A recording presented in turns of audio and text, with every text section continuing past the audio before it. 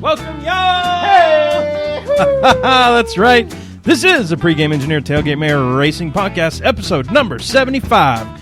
For whatever day it is, it's Thursday, December 8th. I didn't write it down this time. You see how I get messed up, Sherwin. It's Thursday, December 8th. I think that's 2 weeks in a row. 2016. I'm Tailgate Mayor. Hey, look, I'm ready to fire. I had Chick-fil-A for dinner. Attaboy. Yeah, Way to go. so Southern delicacy got right there. God's chicken in my belly.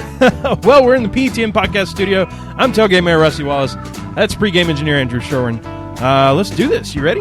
Yeah, let's get it going. Well, once Cheers, again, let's get going. Now, Sherwin, there's nothing I like more than having guests on the show, but there's nothing that I like even more than that is having guests return from a previous show. That means, once again, they didn't hate us and we didn't offend them. We didn't scare them off. I know, the first right? Time. So welcome to the show, Kelly Crandall, writer with NBCSports.com. She's back with us, y'all. What's up, Kelly?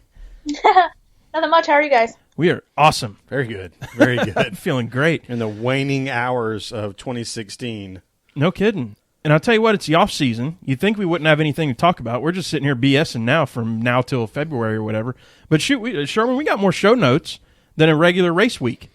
Yeah, I think what happens is you get a little nervous that maybe you're not going to develop enough content for a whole show. Yeah. Because we've been pretty steady with, like the 55 to 65, even a 70 or 75-minute show. And I think that causes you to do a little bit more, pick a little bit more. But I think we were given some things this week that we wouldn't normally get in the off season. Right. Kelly, what have you been doing this off season so far? Besides, resting up, getting some sleep finally. I wish that I actually haven't slept much. It's been pretty crazy. It's funny because you would think that, you want kind of nothing to do during the off season, but I'm the type of person that if we go, like 2 or 3 days without really anything going on, whether it's an announcement or somebody doing something on social media, you start to get a little crazy that you don't have anything to do. So I'm kind of glad that we go through these days where we have a bunch of things going on, because for me as a journalist, especially on the days where I'm working, it gives me something to do. Well, no kidding. And we got plenty to talk about and plenty of, just very recent stuff within the last, I'd say, 12 hours or so. But before we get there, you know how we start this thing. Kelly, what you drinking today? It's funny. I wished we were doing this last night. I could tell you it was interesting. I was doing, I had a friend over. We were doing spiked hot chocolate. So it was hot chocolate and Kahlua. But tonight nice. I'm behaving myself. So tonight is just some sweet tea. Some sweet tea. Sweet tea. Yes, sir. Sweet Southern tea. Sherwin, I've got the Midas Touch. So I went, it's Dogfish Head, and it's expensive as crap for whatever reason. But they do this, I think they call it, it's something like the Ancient series, something like that. And they try to find recipes from old, ancient, whatever. This is like a 2,700-year-old recipe called Midas Touch from Dogfish Head. And let's see, handcrafted ancient ale. That's what they call it, the Ancient Ale series, with barley, honey, white muscat grapes, and saffron. So wow, very interesting beer. Dogfish Head is always doing some really neat things. Yeah. So I gotta respect wanting that. To interact with that brewery, I believe they're up in Dover, or they're in Delaware somewhere, but near Dover. And that's cool. And I'm going straight West Coast here, Ballast Point, and I'm robbing your fridge again with the Victory at Sea Vanilla Coffee Porter. Enjoy that. It's a really, really good beer. Yeah. I went to the liquor store and spent. I was like, I want good beer tonight. So spent that extra money. You done good. Midas Touch, sir. 2,700-year-old recipe thing and all that. You done good. Although sweet tea is an older recipe than any of this stuff. So well, for respect. Sure. I'm adapting well to the Southern lifestyle. Well done. I love it. Yeah. All right. So, and you know what? My wife does the same thing. She's like, I can't move out of the South because I got to have sweet tea. I got to have fried green tomatoes and a few other them things, cornbread, etc. It's show number 75, Sherwin. We're like 3/4 of a century now. Yeah, and we do have some 3/4 of a century, like really interesting American culture things to talk about. Yesterday, 75th anniversary of Pearl Harbor. That's crazy. It's nuts. I've actually been to see the USS Arizona.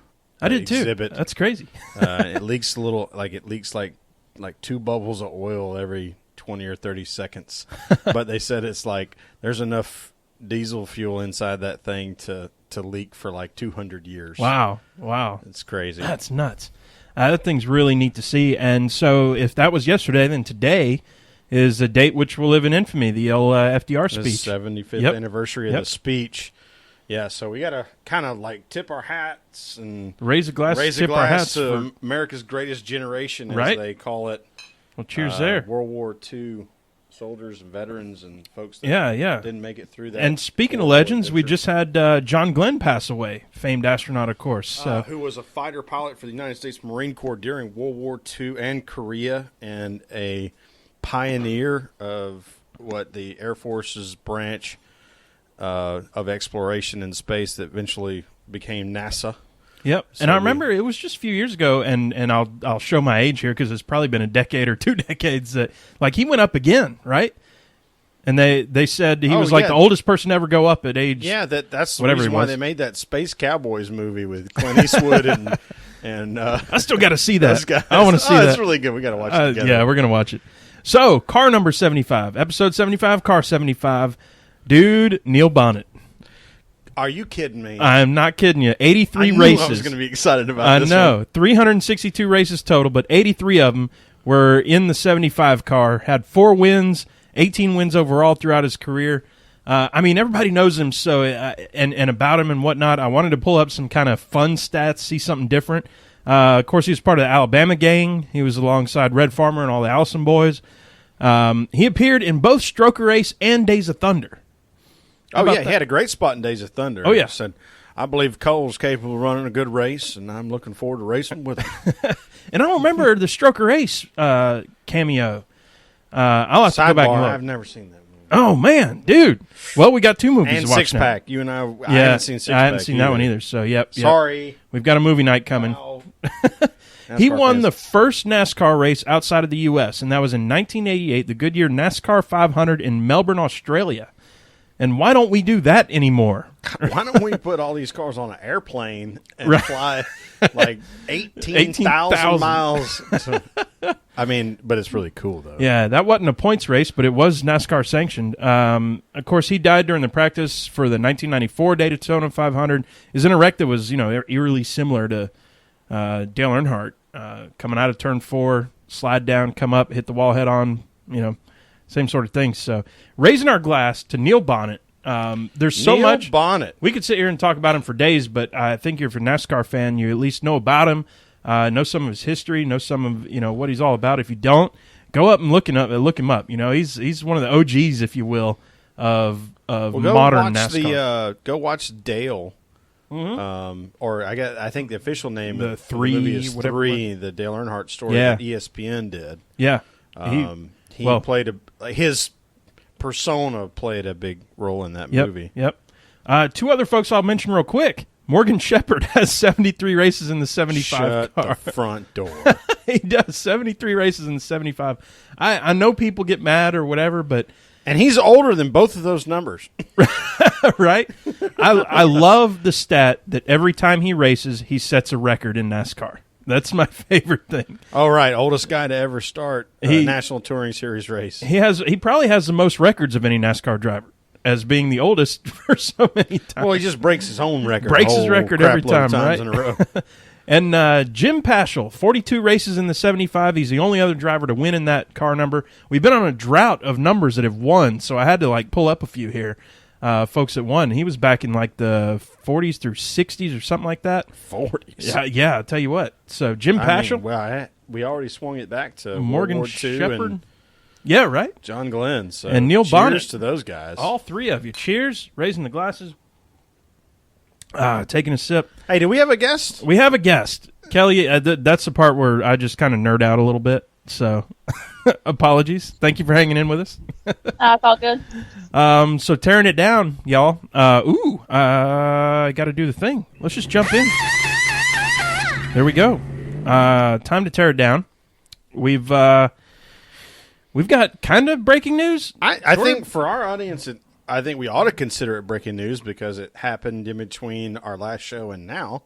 Sure. Darren Hart Jr., dude. Yeah, Junior!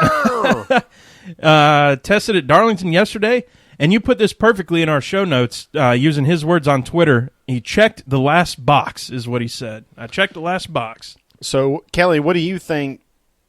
What do you think the impact of that is as far as NASCAR going forward, especially considering we're going to talk about a new sponsor here in the next segment? Well, I mean, to have your most popular driver back, and certainly when his name is Earnhardt, it's good to know that he's going to be back next year. That was probably something that was on a lot of fans' minds. It's interesting because Dale Jr. fans, while they were still supportive of the '88 team, and Jeff was in the car and Alex was in the car, I think there was also a portion of them that maybe might not have paid much attention after Dale Jr. got hurt. So it's going to be great to have all eyes back on Dale Jr. He's going to bring that attention back, and certainly going to Daytona to start the year off, that's great. It's perfect timing to have him come back like that. So when you have a new title sponsor, you try to tie that in. You definitely want the face of your series in the field. So it's good. I'm glad that it was announced, because I was kind of getting a little bit worried. We're going in December and he hadn't been cleared yet. So I'm glad that's out of the way and he's going to get back in the car. Yeah, 100%. So I'm sure you saw the later news today that Alex Bowman's going to be racing the Clash. Hopefully we get to call that a Monster Clash or something. the Monster Mash dance or some kind of fun stuff they're going to do. But so what do you think about that? I mean, I think from my perspective, it's, Dale Jr. doesn't need to get one more extra bump on the head when we've already said he's going to race the Daytona 500, because that would be awful. So, but how good is it? How awesome is it for Alex Bowman? Which we're going to revisit the Alex Bowman question here in like 7 lines. So but I still want to get your opinion on Alex Bowman running the Clash.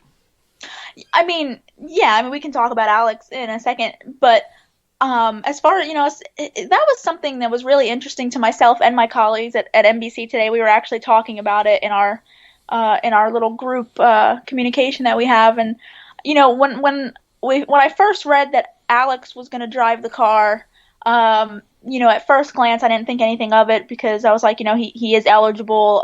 Rick Hendrick had already said that he was planning on running him somehow in the Clash. But, when you really break it down, it is interesting, because you do wonder if this is a decision to keep Dale Jr. from, taking an unnecessary risk in a race that, for all intents and purposes doesn't really matter. Certainly I'm not putting words in anybody's mouth. But you do wonder why he's not running the race, because, obviously he hasn't been in a race car. We've heard him talk for months about how he does want to get back in the car and, practice and just be with the team and get reps in.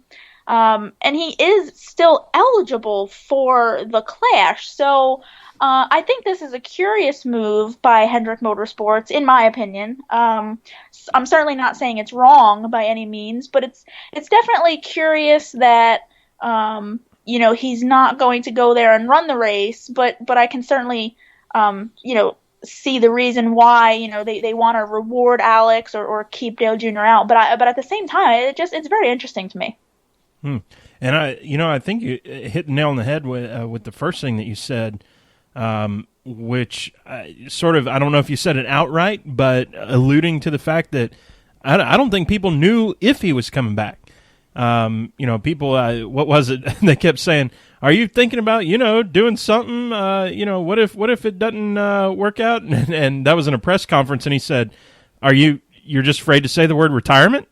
He just called the guy out, or whoever it was. It was from great. A journalist perspective, I mean, when you think about all of us in the media, I mean, we certainly are prepared to write that story or to write the story that he's coming back. Me personally, kind of hinting, or not hinting, but kind of going back to what I had said earlier, is I was just concerned from, how long it was taking him to get cleared. That was that's what has stood out to me, was that here we are in December, and he was going to, continue to go through more testing and more doctor's visits, and do all the things that he has to do. And, he wanted to get in a race car. We didn't know, obviously, that was going to happen last night. But I was just more struck by how long this process has taken. And I feel like the longer it took, the more, to me, I took it as a bad sign. And obviously I'm not a doctor, and I'm not speaking for anybody else in the media center, but I was taking it as a bad sign that the longer this took, that maybe there's just, he's not quite right. Will he be able to ever get clear? What's the holdup? So, yeah, I mean, I was certainly prepared for, if that curveball was thrown at us to where, he didn't come back, or even if the doctor was the one who said, you can't go back, I'm not going to clear you. So, December was his time frame. I believe he had mentioned that he had, his next kind of milestone here coming up in December. So that, that was going to be what we were all waiting for. But I like I said, I was just more concerned with how long a process that this has taken. And I was starting to kind of really start to swing in the negative direction that, yeah, this may be it. My optimist mind wants to believe that maybe he's one of the first guys that's doing it the right way, whereas I think maybe so many people might have gone a different direction before, or just jumped right back in the car and said, "I'll be all right." And they would. I'm not going to say they would have been, but these guys are elite athletes and elite drivers. They probably could have driven. He probably could have driven this whole time. The problem is, one more wreck, and who knows what would have happened.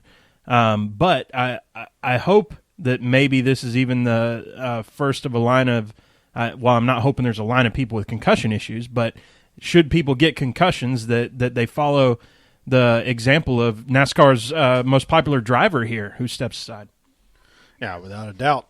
I think one of the things we've learned about all this CTE and concussion science is that obviously the more concussions you get, the worse you are off, and the slower the process is to recover. And that there's tons of research out there. You don't need me to explain it to you. There are very fine fibers within inside the skull that hold the brain in place, and once you break those are non-regenerative. Use a big word. So $5 word of the day. Yeah. So you face a bigger problem every time you have another head injury.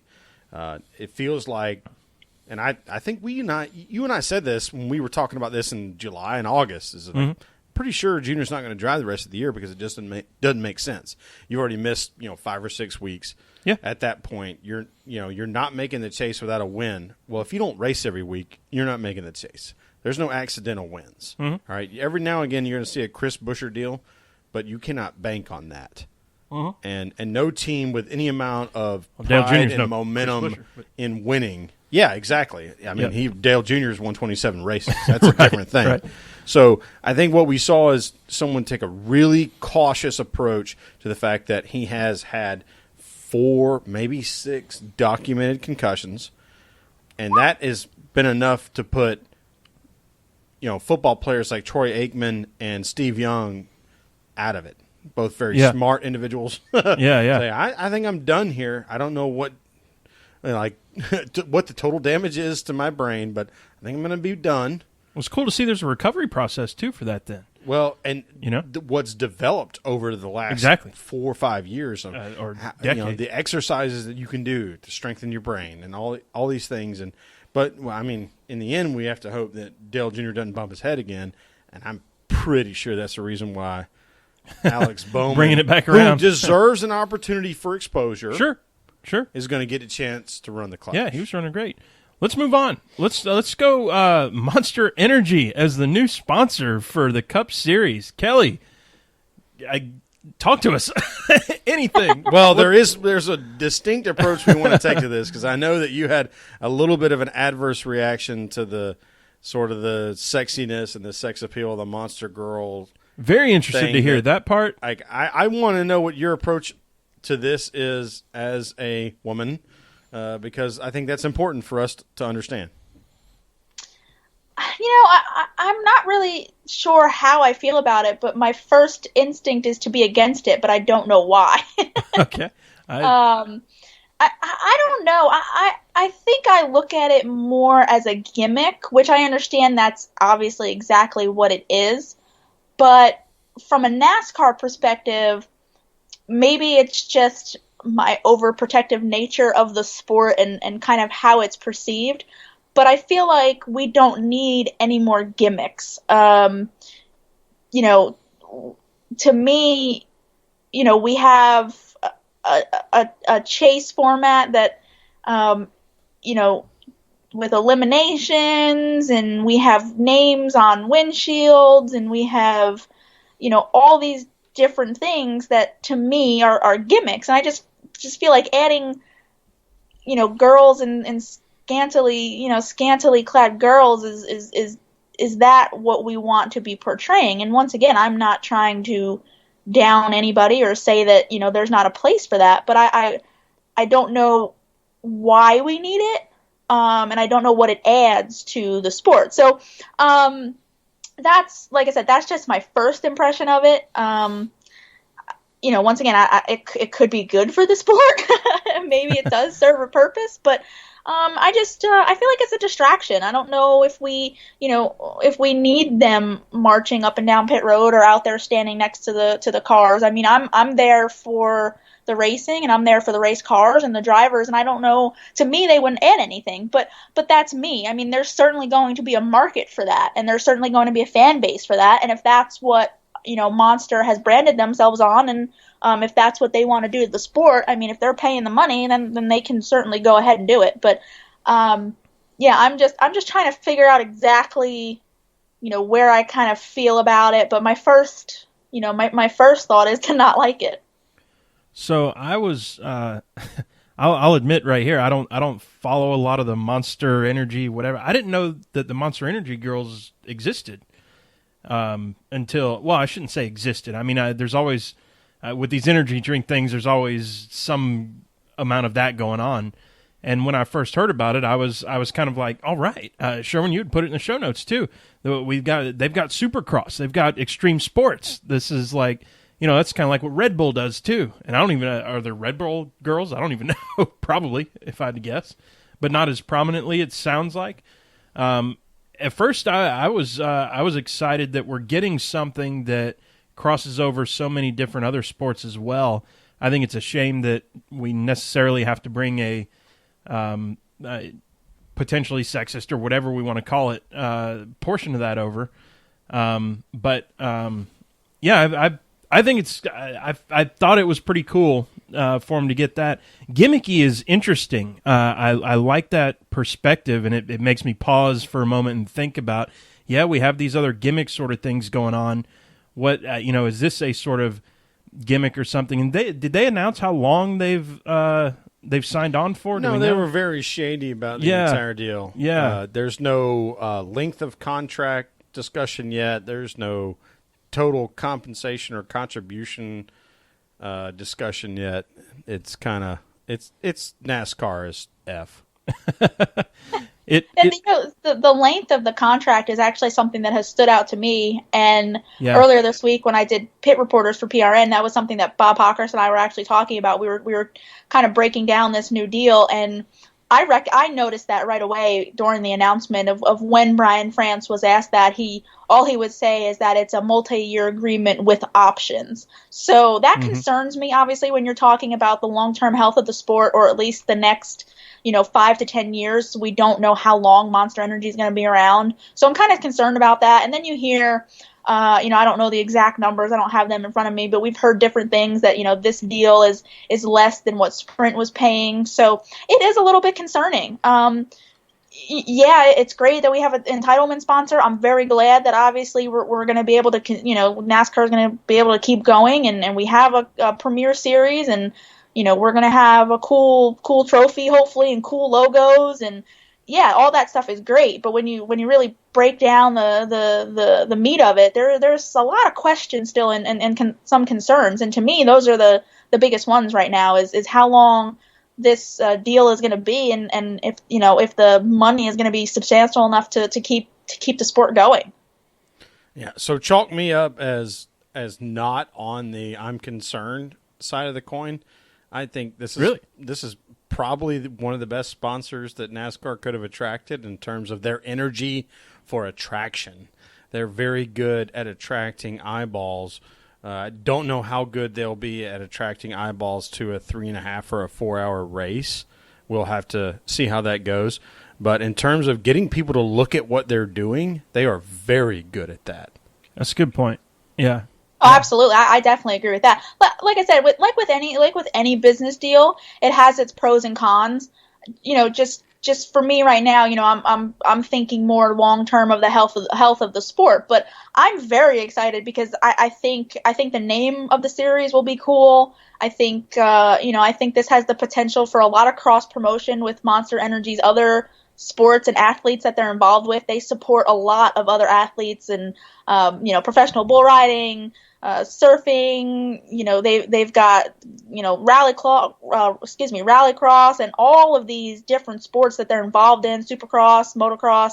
So NASCAR has the potential to really score big in that department when you come, when you talk about cross promotion, when you talk about getting a different set of athletes to come over here, maybe, open up their fan base and at the same time, we could be doing that in other sports as well. So, and one of the things I pointed out, on NBCsports.com was, NASCAR makes big pushes when it comes to social media and to digital media, and Monster Energy has a fantastic and very big following on social media. So if they start, promoting and talking more about NASCAR, that even reaches a much bigger fan base. And in a day and age where NASCAR is big on obviously social media and pushing other platforms for fans to access racing and access the sport, to have a title sponsor with as big a following as they do, I think that's a huge win as well.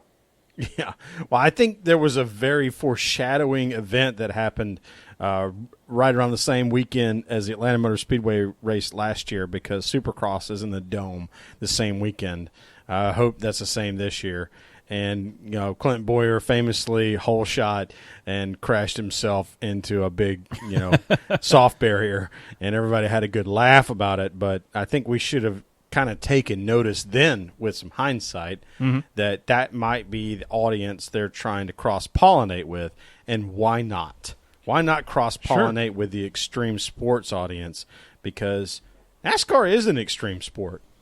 I mean, when you get down to the nuts and bolts of it, it is absolutely an extreme sport. There's some crazy things that happen at 195 miles an hour. There's a lot of people that'd rather make one big jump over a canyon than run 3.5 hours in a cup race, or whatever we're going to call it, race.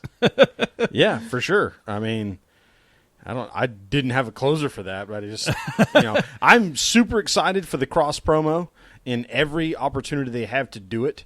Whether it's UFC, whether it's motorcycle racing with Supercross, or any of the other sports, I think as much if they do their due diligence and cross-pollinate with all those audiences, I think NASCAR is going to benefit from it. So I like to look at it from the reverse direction. So imagine that NASCAR has Monster Energy as their sponsor, and they're losing them this year, and they just signed on Sprint Telephone, who cares?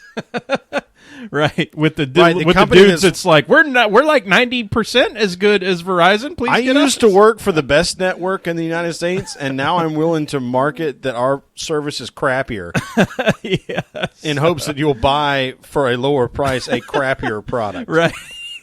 So I, looking at it in that direction, it's like, well, it looks like a step up. So I'm digging it. I'm digging it for that exposure. I think, to your point, Kelly, they've traded off some amount of money for sure, and they're probably still riding the TV deal that they've got for another however long, 4 or 5 years. Oh, we're only 1 year in. 9 years in, whatever it is.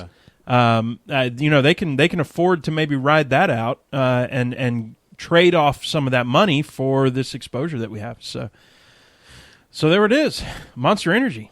Continuing down the sheet here, Harry Scott calling it quits, dude. On the heels of Tommy Baldwin calling it quits. What's the deal with this, Kelly? Why is everybody quitting?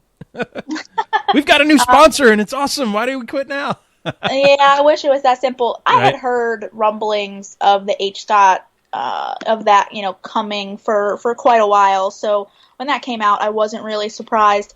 The Tommy Baldwin thing, I was surprised about. I had heard about that obviously when it first started to trickle out that they were selling the charter and looking to, reevaluate their program.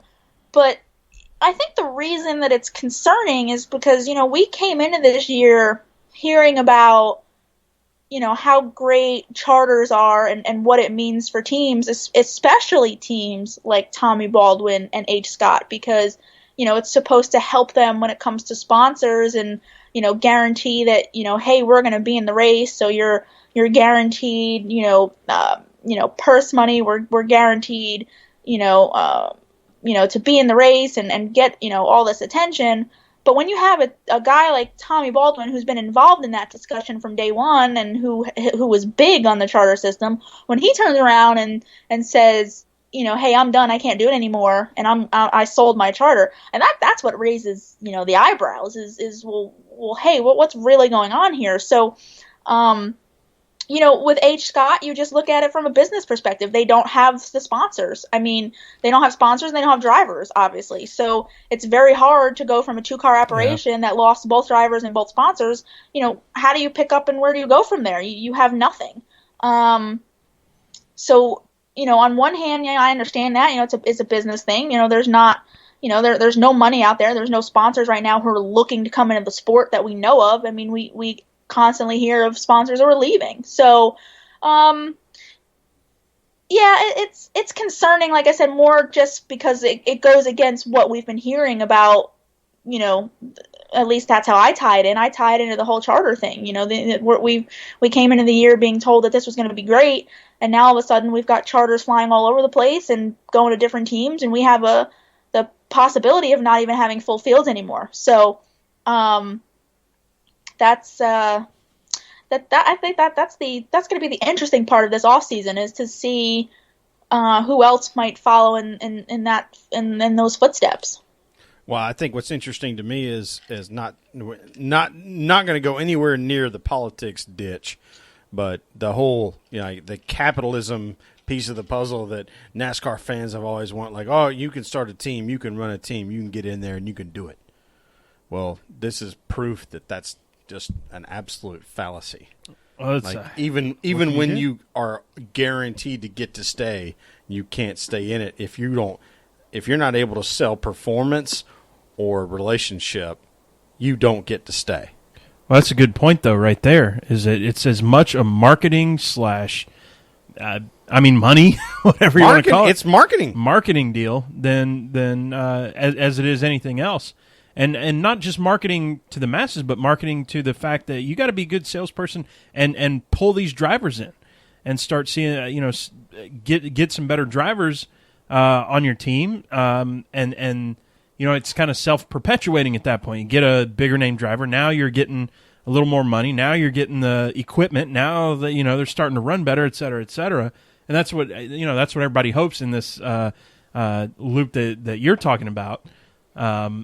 That would happen, but there's a cutoff point at some point where they're going, I can't feed no more money into this thing because marketing costs something, and engines cost something, and drivers cost something, and we talked about it. What was it last week in the Truck Series? Just that they're just losing money because it's their hobby to play around in the Truck Series. The best racers in the Truck Series are losing money to do what they do to win. Yep. Speaking of Truck Series, Kaz Grala gets a full-time trucks ride with GMS. We got to be happy for him because GMS appears to be ready to play.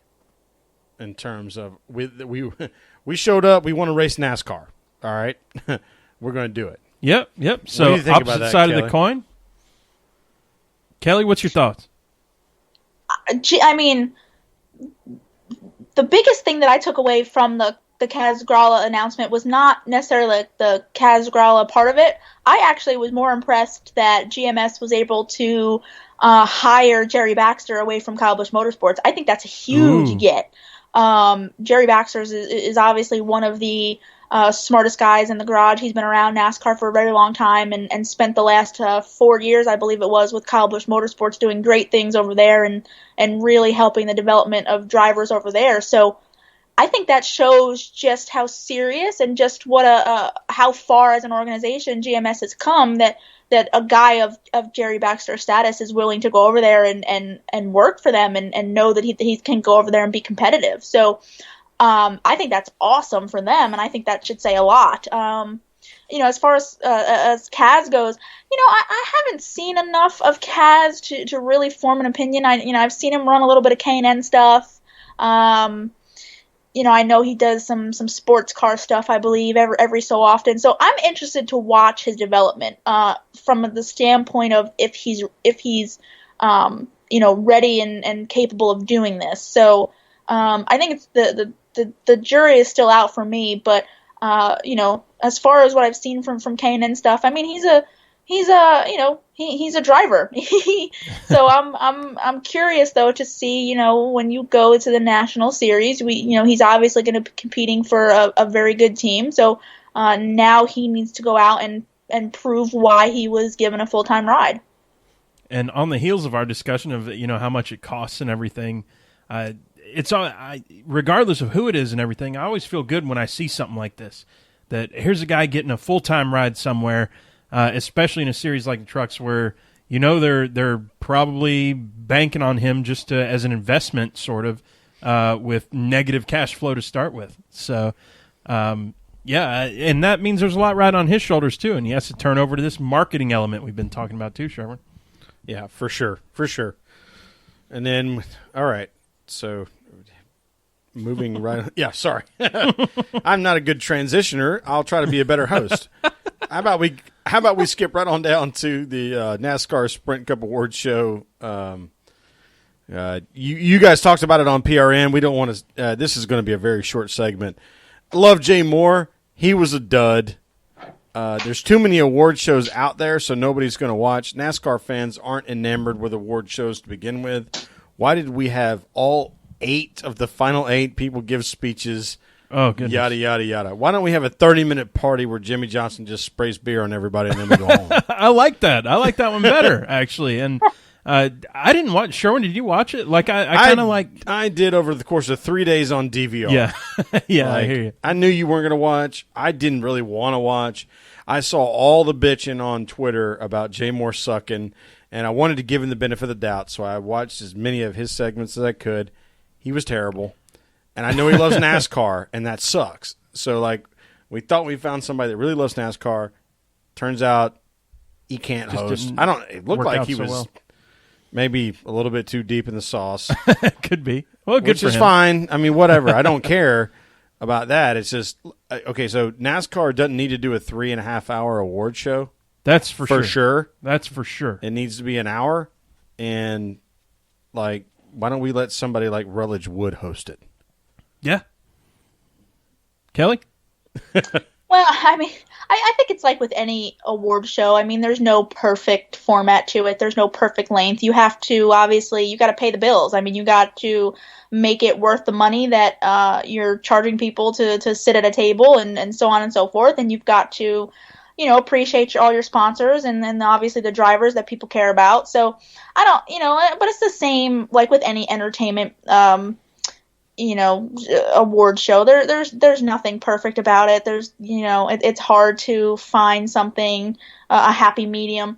But yeah, the Jay Moore really surprised me. I'm a Jay Moore fan, but that was not good, and it just kept getting worse as the night went on.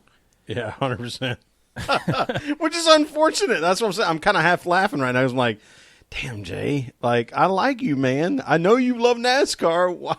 That sucked. All right, so we're moving right along to silly season. It's time to get in the silly season, y'all. Yeah. Let's do it. I mean, why did it take so long for us to get to silly season? Normally we're fun. in May. Well, I don't mean tonight. I'm talking about usually we have some weird stuff going on in May. Well, we had Stuart Haas in February because they knew they would never keep it a secret. They were going to Ford. But for now, what we're talking about today in silly season is, and we've had a couple of reactions on Twitter or questions or whatever we want to call it. trying to understand why Alex Bowman doesn't have some kind of a championship opportunity ride, whether it's trucks, Xfinity, or Monster Energy Series Cup thing. Yeah. I think it would be better for him to either be in trucks or Xfinity. But what do you think, Kelly? Like, why hadn't this guy attracted the attention of a sponsor worthy of putting him in a full-time ride? Well, I think he certainly helped himself this year between the Cup stuff and running it in JR Motorsports equipment. That's the best thing that could have happened for Alex Bowman, because so many times drivers get judged. Especially drivers like Alex Bowman or a Matt DiBenedetto or somebody of that stature. A lot of times they get judged so quickly because of the positions that they're put in with the equipment that they're driving, that they don't get judged for what their talent really is. They get judged by their by their equipment and by their finishes that they're getting. So and that sometimes means they don't necessarily get the opportunities that they deserve. Dale Jr. putting Alex Bowman in the Xfinity car, for a few races last year and then again this year, and then obviously with Jr. getting hurt, him getting in the Cup car, that was the best thing that could happen for Alex Bowman, because it goes to show that, hey, I'm more than what I was doing at Tommy Baldwin Racing, what I was doing at RAB Racing when he was in the Xfinity Series a few years ago. So I think he certainly helped his case this year, but it goes back to something we were talking about earlier. Look at what seats are out there. There's no money coming in terms of sponsors, and there's no good seats out there. And a guy like Bowman, and you heard the same thing from Greg Biffle when he departed from Roush. There's drivers now who are recognizing that, it's no good for me to just be a NASCAR driver. I want to be a driver in a competitive ride. And unfortunately, that's slim to none nowadays. And, for a guy like Bowman who, wants to be in a competitive ride, there's really not one out there. The only thing you're looking at is, Premium Motorsports or maybe a BK Racing or something like that, and not to rip on any teams, but what those organizations are. They're not going to compete for top 15s. They're not going to compete for the chase or wins. And I don't think a guy like a Bowman wants to go back to that. So I don't think it's necessarily his fault that, a sponsor's not knocking on the door or a team owner's not knocking on the door. But to him, it's probably just not the right team owners that are knocking on the door right now. Yeah, I think that's 100%. The thing I concern myself most with is that we see Alex Bowman turn into a Landon Castle. I think Alex has got a little bit better relationship with Junior and Junior Motorsports than Landon did, but Landon more than proved himself in half a year in a Junior Motorsports ride that really hadn't reached their potential, and JR Motorsports is really coming into their own now. The thing I worry about Alex is the same thing I worried about with Landon when he said that, landing a back marker Cup ride pays better than a mid-pack Xfinity or especially truck ride. So they're incented to take rides like the BK ride or like the Premium Motorsports or the Levine Circle Motorsports ride. They're incented to do that because the paycheck is so much bigger.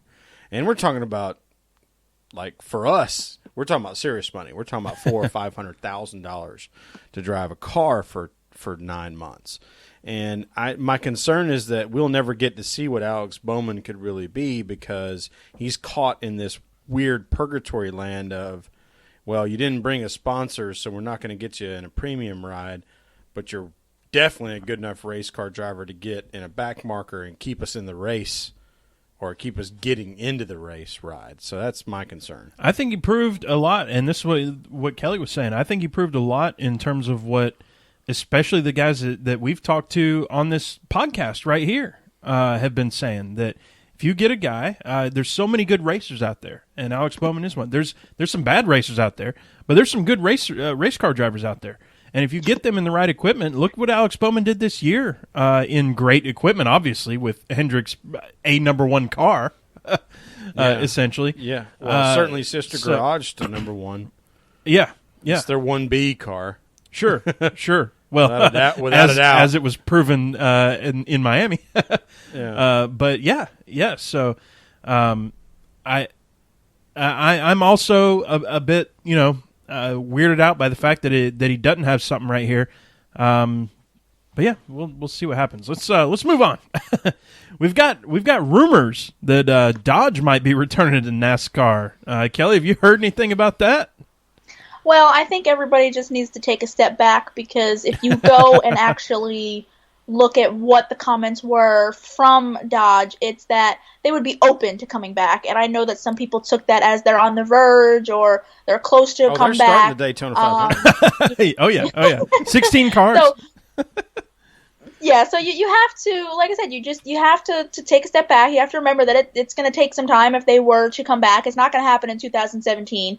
That's something that Bob Hawkers and I were also talking about earlier this week, because it takes a lot to, you have to submit obviously a car to NASCAR for approval. That takes time, and it has to be done within a certain number of months before you can get on track. So it would be great to have another manufacturer in the sport, and certainly have Dodge come back. They were a big part of the sport for so long. But I think, people are getting way ahead of themselves that this is going to happen, that we're going to roll into Daytona in February and Dodge is going to, be there with the team. So, I think it's great that we're all talking about it, because hopefully that will give them the incentive to know that, they're wanted, that there's certainly fans who want to see them come back and support the team.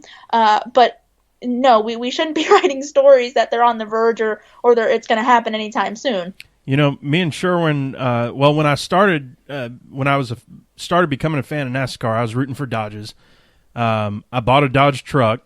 I have Sherwin. You got us T-shirts made that on the front all they say is just the word Dodge. I made them. Sherwin made them because I worked at a sporting goods store, and all it says on the front is Dodge. So black shirt with red lettering and white accent. Yes, those are awesome shirts too. By the way, I found mine the other day. Attaboy. Yeah. I might wear them in Atlanta then. Yeah. If it's not too cold. So I think this is a short-lived deal, because we know that 2019 is the nearest opportunity, but it would definitely be cool for a fourth manufacturer to come in, and Dodge makes the most sense. They're kicking a ish load of butt with the car models that they have now. And now that they've split their brand into Ram and Dodge, they're able to separate that, and the cars really they're really doing a good job. So we'll see how it goes. I kind of hope they do. But 2019 is as early as they're going to be back. Yeah. We've got some listener questions, and I love how these kind of dovetail into each other. So let's get it going. Mick Rose, and I don't think I've heard from Mick yet on the show, so thank you, Mick, for sending a question. His Twitter is at GoDucks88_Mick, so you know where he stands on multiple he's an sports. Oregon Ducks fan and a junior fan, right? Yep. He's asking, SHR had 3 cars in the chase in 2016. Will the switch to Ford, or with the switch to Ford, will they be able to duplicate that in 2017? Kelly, what do you think? That's an interesting question, and it's something that I've actually had a lot of talks with people throughout the year. I am more on the boat that it's going to take some time for that organization to really get going with Ford. I mean, granted, they're going to have they've got great drivers. They've got great crew chiefs, very smart crew chiefs, including Rodney Childers, who's going to be over there working on those cars. But I just feel like, when you make a change like that, it's going to take some time, and I could be completely wrong. This is just my personal opinion, so I don't know how strong SHR is going to be next year. But like I said, they could shock everybody and come out, the first 5 races and certainly, go out and contend for wins and even win. So I think we'll know early on, though, what team they're going to be. When we get to, obviously Atlanta and Vegas and California, when we start going to that stretch of 1.5 to 2 mile racetracks, we're going to know right away where they stack up. So because we're a fan podcast and we love to be speculative, of course, how about throw us an over-under here? We love our over-unders, and me and Sherwin will figure it out. One of them's got to have a hook. It's got to have a hook. Oh, yeah, don't forget the hook. You got to give a half number here. How many SHR cars in the chase? What do you say? 1.5. 2.5, 1.5, 0.5? Of the 4, I'm not going to name any ones that it'll be, but I would say I'll go with 2. 2. Now, is you that think Clint and Kevin are in, or you think Kurt and Kevin? I'm not going to go that far as to name names just yet. That's good. But That's good. I'll say at least 2 of the 4. No, we're not. 2. Yeah, I'm not. So do you want that to be? Do you want that to be a 1.5 or like a 2.5? If we're in Vegas and this is over under, we gotta. I'll go with the under then. I'll go with the 1.5. Is that how that works? I like that. Okay. I like that. I mean, you can go 2. That just gives us 3 or 1. Yeah. But the 1.5 is like, all right, where do we go? No, that's the perfect number. I don't know what to go. I'm just going to go over just whatever it is. So do I get to comment, or are you going to comment first? No, go for it. I just commented. I'm going to say 0. 0. Talk to us. I'm going to say that the transition to Ford is going to be so challenging that while, well, I guess I can't say they're not going to make the chase, because I think one of them will win a race, and that's all it takes. Mm-hmm. So I guess. But not even like Harvick on points or something, you know? Yeah, I don't. I mean, I think it's going to be. It's not like they're going to wreck out. That's my thing. Sorry, I keep interrupting you. No, they're not. No, it's fine. No, that's fine. This is like a conversation we would normally have when we're not being recorded, right, or filmed. Well, that's where we're trying to get to with this whole thing. No, that's the whole point. Yeah, no. So I would say I think SHR is going to struggle with the transition to Ford, just because I've already read about how they're having to like reform the chassis that they intend to use because the motor fits differently. Mm-hmm. And they plan to build their own chassis at some point, but they're not at that point yet. We know they already hung their own bodies, which is a big part of it in terms of aero. So places like Daytona and Talladega aren't going to matter. But Atlanta is going to freaking matter. Mm-hmm. And I would expect SHR to perform poorly at Atlanta. Well, that's curious. Now I'm excited to see what happens there. But I said it earlier. I'm forever the optimist. I feel like they've got the best wheelman in NASCAR with Kurt. They've got one of the most seasoned guys, most consistent right with Kevin Harvick. Kevin, yeah. They have Danica Patrick, who once she's in a Ford, she's just going to be off to the races. There's no doubt, sure, without a doubt. Yeah, we got crazy people on the Periscope. Yeah, Periscope's going nuts. So Clint he's gonna have is a question mark. Who knows? He's going to finally be in good equipment. We'll see what happens. Right, and he could have the same thing that happened with Casey, getting out of that terrible RPM Ford into the Red Bull number 4 Toyota, and they actually ran really well. They were fast. Yep. They finally won a race on strategy at Phoenix. To close the year, and he gets in the Hendrick number 5 Chevrolet and is fast off the get-go. Mm-hmm. So obviously they had something going there. Yep. So there's a chance that Clint could get up to speed right away after having driven maybe a couple of crappy cars, and we'll see how it goes. Obviously, I'll be rooting for that because I love Clint. Oh, absolutely. You've got the Clinton Boyer flag from back in the day. Dude, I got the Jack Daniels flag, the 07 flag. I'm seeing somebody on the Periscope saying they hope they see Danica in the chase. They love her. I love Danica too, y'all. I would love to see her in the chase. That would be so cool for NASCAR. It'd be cool for SHR. It'd be cool on so many levels to see her in the chase. Absolutely rooting for that. Another question. Pat Cleary at PatWolf13. This is how they dovetail together. Where are y'all ranking the 3 manufacturers going into 2017? Kelly, what do you think? I think you have to put Toyota at the top. Toyota has, they won the championship 2015. They won the most races in 2016. They claimed the manufacturers championship. So you just look at all of their teams. They've got a very strong stable. I have a tough time with number 2 because I feel like Ford is at a disadvantage because the only flagship Ford team that you have is Team Penske, and that's 2 cars. Richard Petty Motorsports is obviously still struggling to right the ship over there. Roush and Front Row are obviously still trying to get something going there. So I think you have to put Chevrolet number 2 and Ford number 3. But like I said, I really feel like that's unfair because I think Team Penske is obviously one of the best organizations in the sport, but when you're looking at Ford as a whole, it's they're kind of behind right now. Yeah, and I kind of have to talk out of both sides of my mouth where I was all optimistic about SHR with Ford, but it is their first year, and there's not a whole lot of other Ford going on just like Kelly just said. So I have nothing else to add to that conversation now. Sherwin? Well, I've gotten some very interesting Twitter discussions, as I tend to do. But I don't think SHR is going to hit the ground at full speed as a Ford team. But I think Ford is going to make a significant gain by the time you and I are talking again here on this show. Hopefully, Kelly's not tired of us yet by then. Or hasn't transcended. Well, I hope for her she's transitioned into things where she would have to tell us no. Right. But you know what I think is, I think that's right. I think if we're talking about individual teams, then we would say, well, Hendrick won it all, but they maybe didn't win the most races. You know, the Gibbs guys did. Mm-hmm. And then you have Penske. I think you have Hendrick, Gibbs, and Penske all right there together. But if you have to break it down by manufacturer, then clearly it's Toyota, Chevy, Ford. Here's the crazy part. Simple. I would have said that probably at the beginning of this year, and then look who won the championship.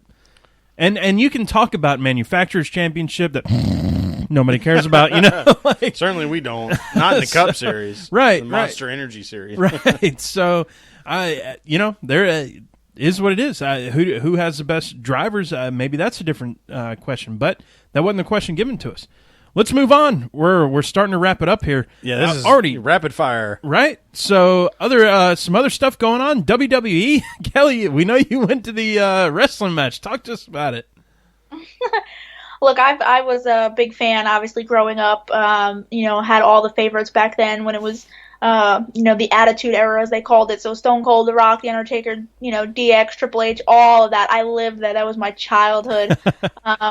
So I fell out of it a little bit, a couple years ago. And as I said on Twitter the other day, Jim Utter's really to blame for me kind of going crazy again because when we were down in Daytona for Speed Weeks in February of 2015, he had tickets to Raw. So I got to go, and then I just realized, why I loved it again. So it's my craziness is back in full swing. So I was really excited that they were in town the last week, and I got to go, and I actually was so obsessed with going that I went home for Thanksgiving early, which I'm from New Jersey, and then I turned around and drove to Pennsylvania to go to a show as well because I was determined to see The Undertaker live.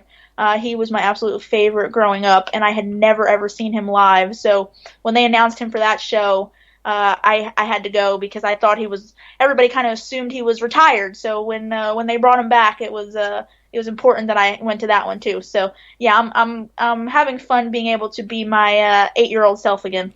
The Undertaker. So as a Jersey native, I have to point out something that I just heard right there. You had almost said the other day, and then you said, well, it was like a week ago. Just so you know, that's still the other day by like years.